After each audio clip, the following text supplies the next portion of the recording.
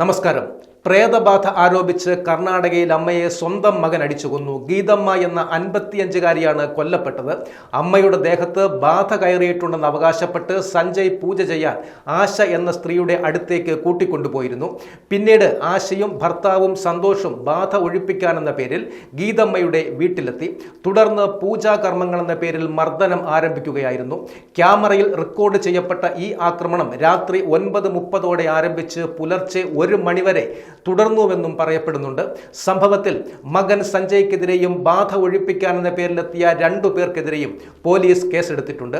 തിങ്കളാഴ്ച രാത്രി ശിവമോഗയിലാണ് ഈ ദാരുണമായ സംഭവം ഉണ്ടാകുന്നത്. നിലത്ത് വലിച്ചിഴയ്ക്കുന്നതിൻ്റെയും തലയിലടക്കം അടിക്കുന്നതിൻ്റെ വീഡിയോയും പുറത്തു വന്നിട്ടുണ്ട്.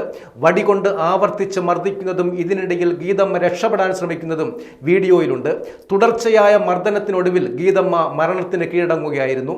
കൊലപാതകത്തിന് കേസെടുക്കുകയും സഞ്ജയ്, ആശ, സന്തോഷ് എന്നിവരുൾപ്പെടെ 3 പ്രതികളെ അറസ്റ്റ് ചെയ്യുകയും ചെയ്തിട്ടുണ്ടെന്ന് പോലീസ് അറിയിച്ചിട്ടുണ്ട്.